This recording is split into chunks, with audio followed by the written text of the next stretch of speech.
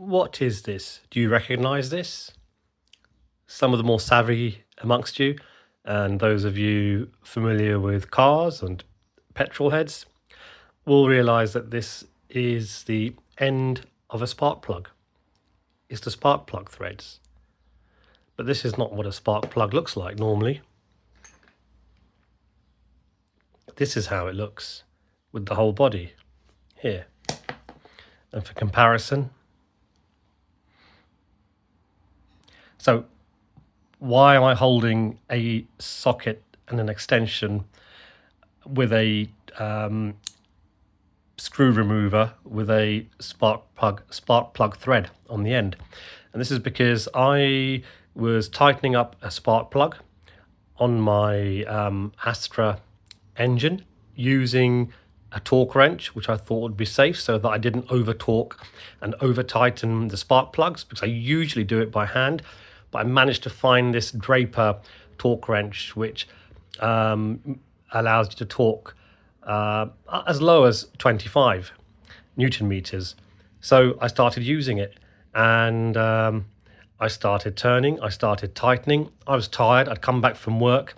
The engine had been misfiring in the morning on the way back home from dropping my son off at school. And this is due to oil getting into the combustion chamber. There's oil in the spark plugs, creating the misfire, which is why I thought I would change the spark plugs. So that's the backstory. But then, of course, as I was tightening, turning, I'm wondering, why does it keep turning? 25 Newton meters isn't really that tight.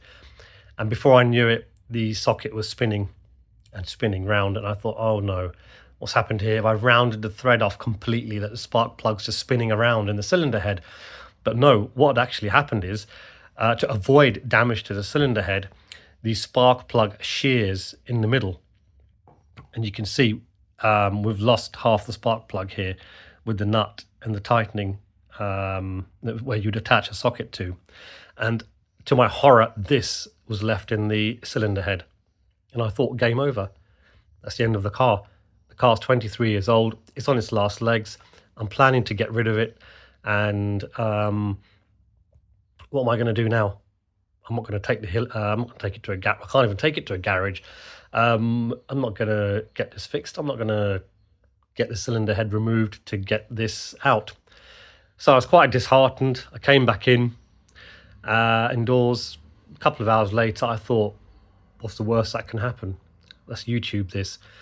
And all is not lost. Apparently, it's quite a common thing to happen. I thought it was my incompetence, and I do blame 50% of this issue on my incompetence. I had full trust, almost blind faith, if you like, in the torque wrench. But there was also common sense, which kind of escaped me, which when you're going round and round, you're tightening, you start wondering, why is that happening? What's going on here? So it snapped, but there is a way to remove it, and you can actually get these screw extractor sets. And this one came highly recommended on Amazon with over 1,600 reviews. It's by a Canadian company, CTA Corp Tools. And, despite this warning of cancer and reproductive harm from lead, I think the very small exposure that you're going to have using this, I think it's okay. But you get these for extracting broken screws and the like, but it can also be used in a spark plug, and there's many reviews of people using this to remove the end of a spark plug, the threads here. So I ordered this. I think this was, in all I paid about £20 here in the UK. It was about £16, £4 postage and packaging. And I thought I'd give it a go. What's the worst that can happen? The car's been out of action for 2 days, and I'm taking my son to school by taxi. So what I did was, this is a 3/8 inch extension that you'd normally use with a socket to remove spark plugs. In the middle, which you can't see, and I will show this, is a hexagonal socket. I can't remember whether it's what the size of this is. And then on the end of that hexagonal socket, I was able to fit and squeeze in this square-headed screw remover. Not ideal, but I didn't have anything else. I don't have a splined socket or a square um, a socket end. So I used this. It seemed to be a fairly tight fit. And then I lowered, it's all taped up so that I don't lose either the socket or the tool remover.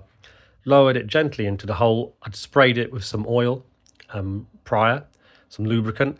But as it was a newly installed spark plug, the engine hadn't been started, I wasn't expecting it to be seized. And I inserted this in, and lo and behold, I didn't even have to tap it in. I didn't have to use the ratchet on the end. It came out by hand just by rotating. And so it really isn't the end of the world. And please do not despair if this happens to you. And once I've taken this tape off, I'll show you the setup I had. So the actual setup that I used, we've got the extension here, and it was actually a 10mm hexagonal socket that I used, and then we've got this square-ended screw remover here, and that inserted into the hexagonal socket. It was a fairly tight fit, not the best, but I was willing to sacrifice a socket here in order to get the spark plug out of the cylinder head. But as it turns out, I didn't need any force at all, so it was literally undone by hand once I put this together. So I actually found the other half of the spark plug when I went in to put in a new spark plug in cylinder number 3 on the car, and it was actually underneath. It had fallen through the gap in the engine bay area, and so you can see where it separated. And whoops, we can see where it sheared as well, the shear point which was there. And this is why you never over tighten spark plugs, and a very good mechanic friend of mine has warned me about this before, and I am aware of this, and I blame it on my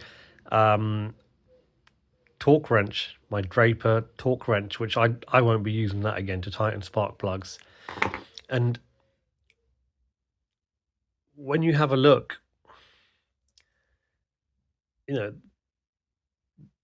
looking at it now, I can see why over tightening a spark plug could very easily snap the threads, and why it would shear.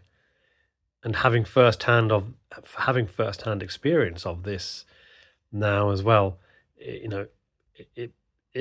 a learning. It's an invaluable learning.